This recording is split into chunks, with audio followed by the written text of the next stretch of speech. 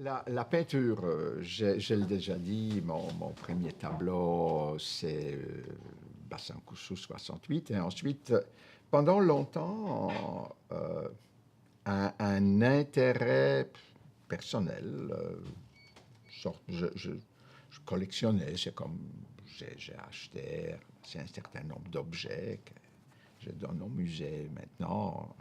Collection certains objets congolais qui, qui sont vraiment des objets d'art, d'autres d'artisanat. Mais là encore, je me refuse à admettre la frontière entre la création précoloniale, la sculpture, les masques, qui aurait été du grand art, et ensuite, avec la colonisation, la fin de tout, les gens ont perdu toute capacité de créer, et ça c'est vraiment entré dans le discours colonial, mais à l'envers, de dire, mais la colonisation a fait juste de la main-d'œuvre corvéable, et c'est pas vrai, ils ont continué à créer comme ils continuent à créer aujourd'hui, mais tout à fait autrement. Et donc la peinture est évidemment l'une de ces formes. Ce qui est intéressant, c'est que on peut dire que à l'époque précoloniale et au village, c'est les plastiques tridimensionnels qui dominent. Il y a, sauf les décorations des cases qui sont bidimensionnelles, j'y reviendrai. Tout le reste, c'est le tridimensionnel. Mon explication, ma justification aujourd'hui est que c'est parce que tout dans la vie villageoise, dans la vie ancienne, est performative. Et donc, le tridimensionnel entre entièrement dans les performatives. Un masque, pour les gens, c'est pas en soi un objet sacré. Un masque, c'est quand il danse, quand il personnifie l'esprit qu'il représente, quand l'esprit est présent par ces masques. Et là, qu'on ne me parle pas d'animiste borné imbécile, quand le prêtre tend la hostie et dit « ceci est mon corps », qu'est-ce qu'il fait? C'est exactement la même chose. Il personnifie la présence christique. Ce n'est pas ni plus ni moins sophistiqué qu'un masque qui danse. Pour les gens, c'est l'esprit qui est présent. On est dans le même registre des représentations et des performances. Il n'y a rien de moindre ou de supérieur dans ça. Et donc, je pense que c'est la raison principale pourquoi l'art précolonial est essentiellement un art tridimensionnel, parce que les cérémonies, enfin, la vie villageoise, même en soi, c'est une performance continue dans laquelle l'objet est l'un des acteurs uniquement. Mais les gens dans l'assistance, tout le monde participe, tout le monde construit une performance. Donc, l'autre raison tout à fait évidente, purement matérielle, c'est que au village, il y a peu de surfaces plates sur lesquelles on peut faire du bidimensionnel. Par terre, oui, il y a des dessins par terre, donc ils gribouillent, mais pour certaines cérémonies, on dessine par terre, mais évidemment, ça ne dure pas. Je pense que la même chose d'ailleurs, les aborigènes australiens, on a aujourd'hui fait de ça tout un art, mais c'est devenu possible à partir du moment où on a figé ce qu'ils faisaient par terre. Avant, c'était de l'éphémère par définition. Les dessins sur les cases semblent, c'est des suppositions, il n'y a aucune preuve historique possible, apparaître avec les types de maisons qui, au Congo, sont grosso modo d'influence swahili arabe et ensuite européenne, c'est-à-dire où on commence à plâtrer les murs, où les murs est plat et non plus en treillis, etc., et donc sur lesquels on peut dessiner quelque chose, on peut décorer. À la fin du 19e, au début du 20e, les explorateurs européens copient ou photographient les dessins sur case et l'anthropomorphe commence à apparaître et grandit de plus en plus. C'est très difficile de savoir qu'est-ce qu'il était le premier, l'œuf ou la poule.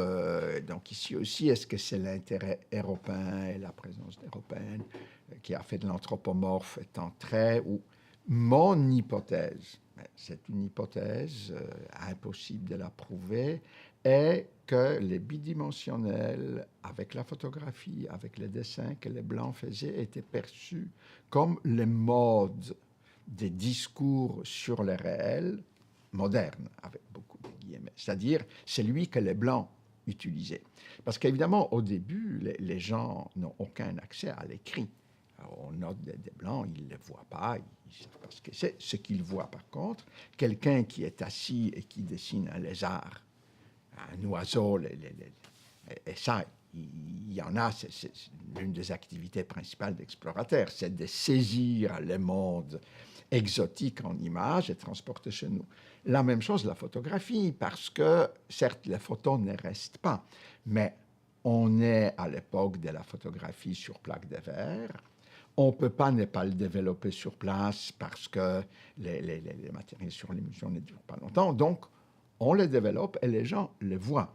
Donc, les gens voient à la fois les dessins et la photo, et mon hypothèse est qu'ils perçoivent ça comme un discours venant du monde des Blancs qui a ses pouvoirs techniques, technologiques, etc., mais qui, contrairement à d'autres, un fusil, il faut l'acheter, et très souvent, les Blancs ne veulent pas le vendre, etc., ou les gramophones ou autre chose, alors que là, on peut dessiner, donc on peut s'emparer de ces langages sans qu'une barrière d'accès l'interdise. Et donc, sur les murs des cases, on dessine essentiellement le monde du blanc. C'est-à-dire le monde avec des soldats, avec des blancs, avec des cafetières, avec tous ces objets-là inutiles pour la vie locale, mais soit curieux, soit bizarres. Et donc, je pense que ça devient vite, puisque les Blancs, au début, ne durent pas dans le village, ils passent, ils repassent, ils disparaissent, que ça devient une sorte de support de mémoire. C'est-à-dire qu'ensuite, puisque c'est fait sur les murs extérieurs des cases, là où les gens se réunissent, là où tout se passe, parce qu'évidemment au village, ce n'est pas à l'intérieur d'une case totalement obscure, mais à l'extérieur que la vie se passe. Donc ça devient une sorte de support de mémoire. Et ça continue, ces dessins sur case continuent jusqu'aux années 50 à peu près. Il y a maintenant une renaissance assez curieuse des dessins par des femmes, alors que c'était l'activité d'hommes, dans le village près de Lubumbashi, qui me semble lié à un projet de développement, de création des puits, l'appui au pouvoir des femmes. Donc, je pense que d'une certaine manière aussi, on reste dans le même registre, mais c'est les femmes, cette fois-ci, qui s'emparent de ces langages. Donc, je pense que c'est quelque chose qui est relativement permanent. Les changements arrivent, évidemment, quand la vie se déplace en ville. En ville où on n'a plus des cases à décorer, mais ça se fait très tard parce que les Congolais n'ont pas l'accès ni à la propriété foncière ni immobilière, parce qu'au Congo, ils ne sont pas gérés par les codes Napoléon, mais par les coutumes, même pseudo, même si on le mélange, etc., on ne les reconnaît pas. La propriété, ça se fait très tard dans les années 50. Dans les années 50, on commence à louer des terrains urbains à des Congolais, à leur faire des prêts pour qu'ils bâtissent des maisons, évidemment, ce qu'ils construisent. D'ailleurs, il y a pour ça toute une propagande coloniale dans la célèbre revue La Voix du Congolais pour les Congolais qui est faite par l'administration. Il y a plein de photos. C'est la petite maisonnette ouvrière belge, donc très classique avec l'organisation, le salon décoré, etc. Le salon qui est le lieu de pouvoir du père de famille qui fournit les moyens, enfin les trucs classiques de la formation du patriarcat urbain autour du monde ouvrier, etc. Et c'est transplanté au Congo, puisque c'est la même chose, c'est les hommes travaillent. Il n'y a quasiment pas des femmes avant les années 60 qui ont des emplois salariés, etc. Donc, les salons, c'est les bastions de l'homme. Et les salons, sur le modèle, étaient décorés d'images, des tableaux, on y met des calendriers illustrés, mais tout ça est extérieur. Et donc, moi, je pense que la peinture naît dans ces mouvements où les gens veulent mettre à l'intérieur de leur maison, mais quelque chose qui leur parle. D'autant plus que c'est des hommes qui se réunissent dans ces salons pour prendre une bière. Les salons est un lieu d'épanouissement où l'homme, face à ses pairs, montre son importance et d'éducation. Donc, la peinture y entre de la même manière comme une sorte de support à la mémoire, à l'échange. Et l'un des tableaux les plus répandus, c'est la colonie belge dont je parlais, c'est-à-dire, en grosso modo, l'image canonique partout au Congo, basée sur la réalité, donc sur une mémoire réelle. Dans la scène, on a un petit bâtiment, qui est le bâtiment de l'administration territoriale, les grands mâts, tableau belge, des fois le tableau congolais, mais le plus souvent belge, en mât. L'administrateur blanc, grand, imposant, en uniforme, qui se tient sur le côté. Un prisonnier ou plusieurs prisonniers par terre, et les soldats noirs qui distribuent la peine de fouet. Bon, c'est effectivement dans les prisons congolaises, partout, dans les petits bleds, etc., le matin, il y avait l'appel au drapeau, donc on montait le drapeau en haut du mât, et on distribuait les peines.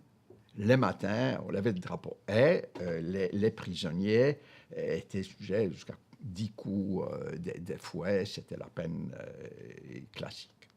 Donc, la réalité qu'on retrouve, et d'ailleurs dans les romans, dans les petits romans coloniaux, c'est-à-dire dans ce qui est quasiment autobiographique, des graphomanes qui écrivaient des romans et qui est publié à compte d'auteur en Belgique, etc., on retrouve cette scène, quand c'est des administrateurs des petits bleds, la scène fait vraiment partie du quotidien.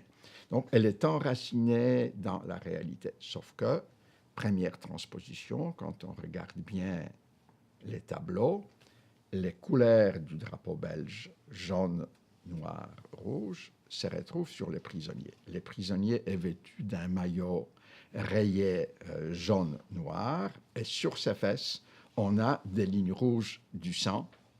Donc, l'appropriation par l'État du corps de l'homme est évidemment évidente. Il suffit de regarder, il ne faut pas de discours. L'homme est l'esclave de l'État, l'État en fait ce qu'il veut.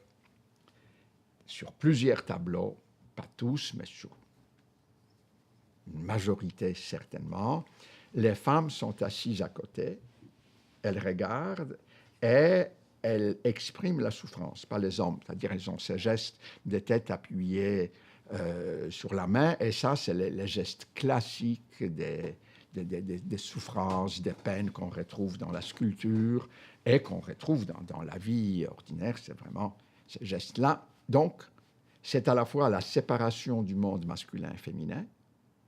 Les femmes ne participent pas dans le monde politique, elles sont exclues, mais c'est elles qui expriment la souffrance de la société. Le monde politique, c'est le monde des hommes, où il n'y a pas de femmes, et c'est le monde structuré par la hiérarchie, les blancs, les soldats, et tout ça présidé par les drapeaux. Donc là, on est entièrement dans la manière comment les gens pensent l'État. Sur certains tableaux, mais extrêmement rares, les drapeaux congolais, c'est-à-dire les drapeaux zaïrois, remplacent les drapeaux belges, et alors la couleur du maillot font que c'est jaune-vert, il n'y a plus de traces de sang. Donc, mais ça, c'est vraiment marginal. Dans la plupart des cas, les gens restent parce qu'ils ne parlent plus tellement, finalement, du colonial que de l'État. C'est ce que l'État fait de l'homme et comment l'homme est prisonnier de l'État. Voilà les premiers niveaux.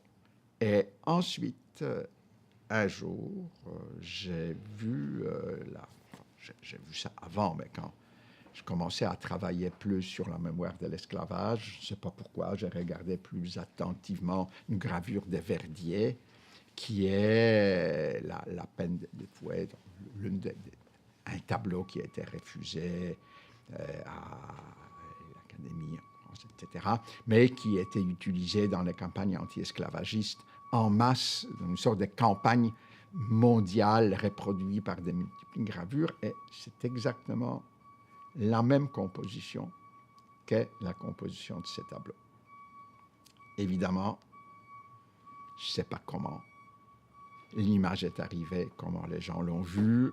Mon hypothèse, c'est que la campagne anti-congolaise, c'est-à-dire au début du siècle, la campagne contre les crimes de Léopold II, était menée dans la plupart des cas par les mêmes personnes que la campagne anti-esclavagiste, puisque c'était considéré comme une autre forme de l'esclavage au Congo, internationalisé, etc., très, très fortement organisé en Grande-Bretagne, etc.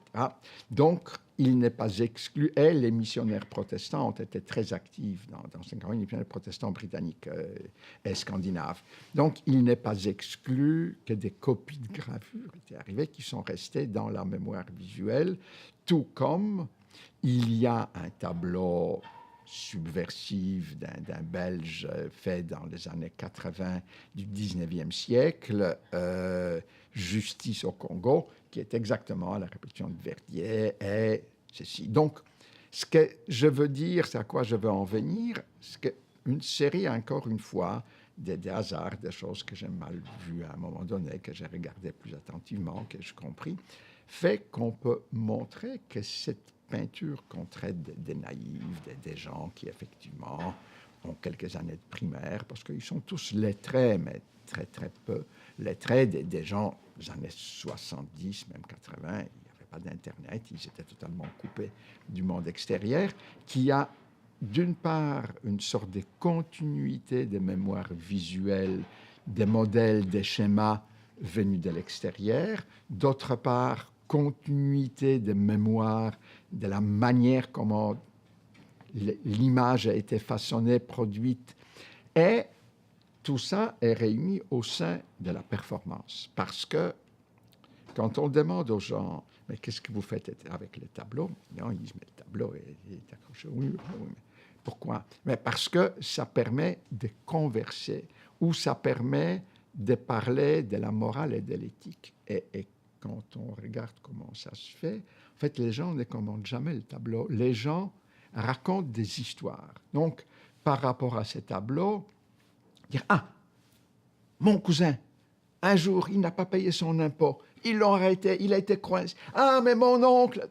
Donc, on entre dans l'échange performatif des récits du réel, ou présentés comme réels, en tout cas qui ont toute vraisemblance par rapport au réel, parce que probablement, comme toujours dans ce jeu oratoire, une partie est inventée pour le besoin de la cause, une partie est réelle pour ne pas être du reste. Mais donc, on se retrouve dans une sorte de réception performative, et les tableaux est un support, un prétexte. C'est une sorte de déclencheur des mémoires.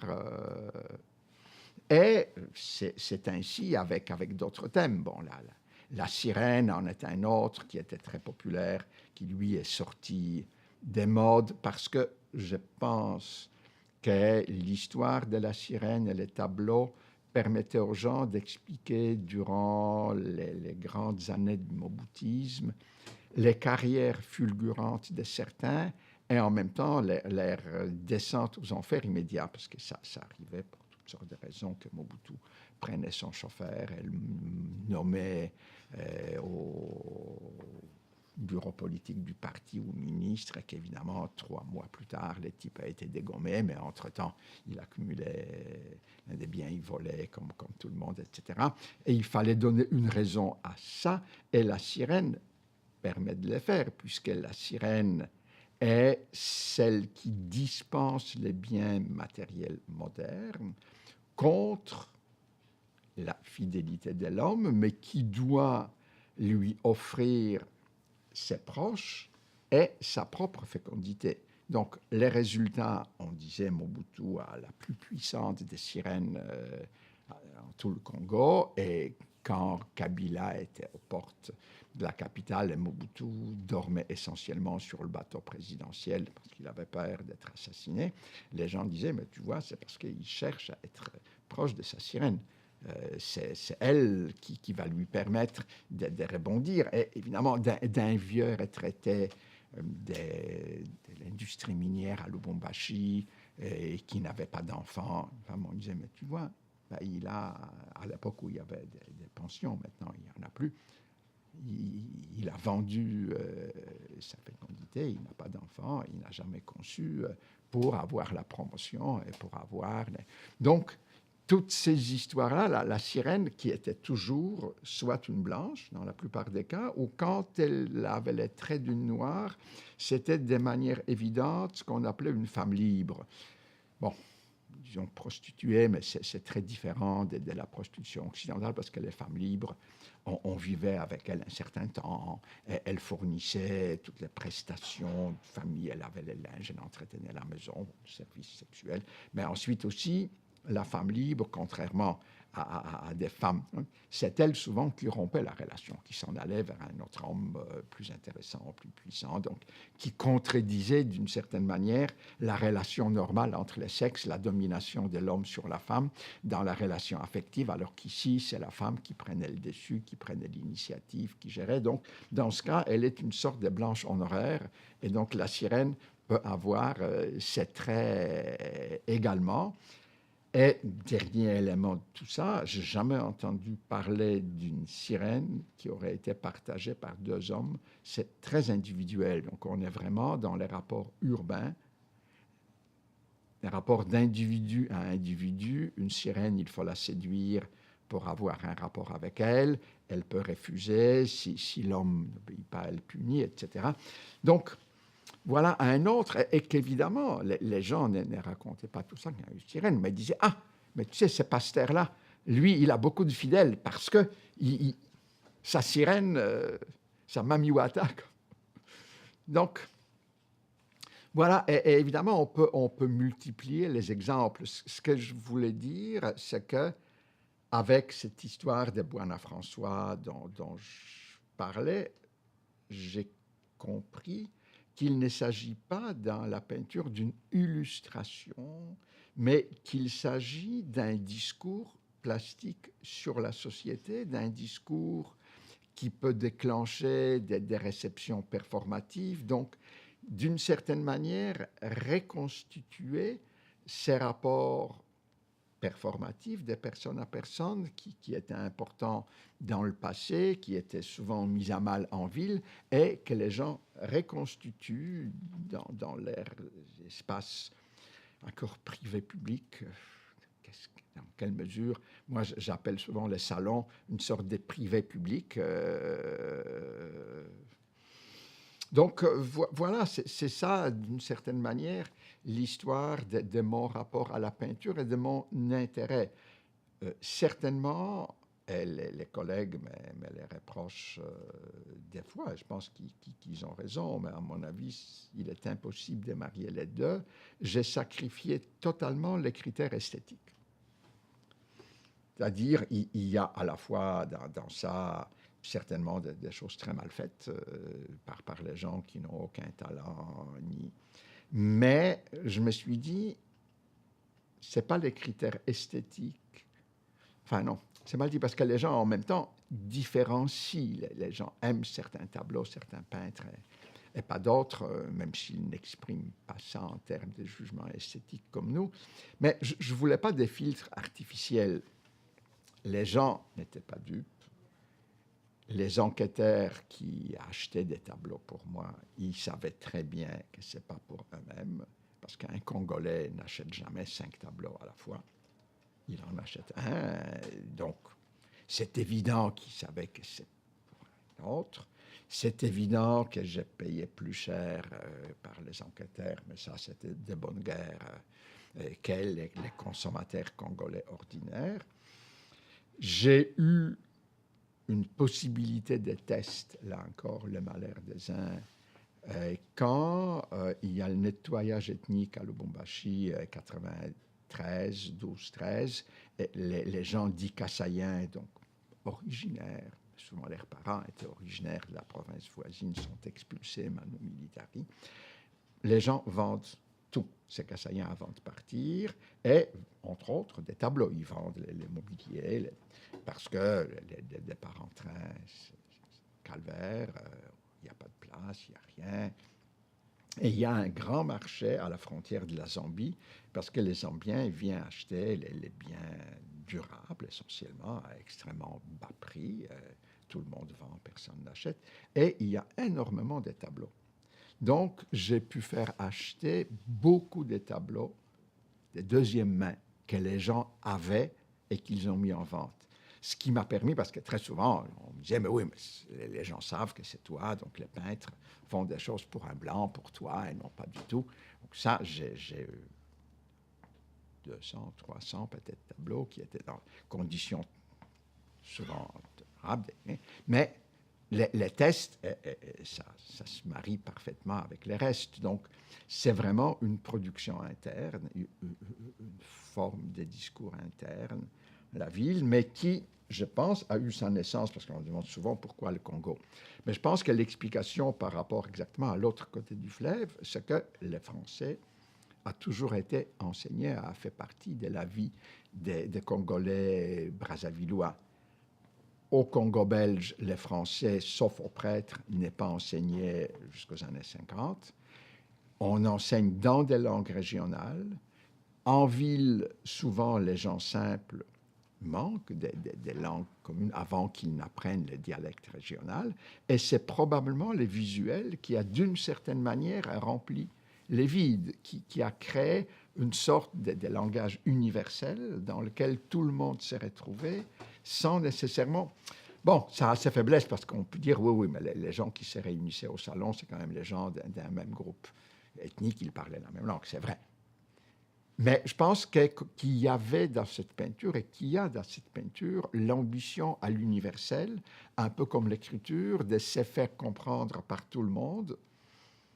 Mais là, bon, mon explication s'arrête là, évidemment. Je n'ai aucun moyen de prouver que c'est comme ça et non pas autrement. Mais sinon, pourquoi? Il y a, en même temps, au Sénégal, il y a eu la peinture sous verre qui souvent traitait aussi des thèmes quotidiens, des choses semblables au Congo. Donc, c'est pas unique non plus. Et c'est la même chose, c'est un médium importé, les sous-verts. La même chose, c'est quelque chose qui est vu comme moderne, mais du côté islam, Iran, etc.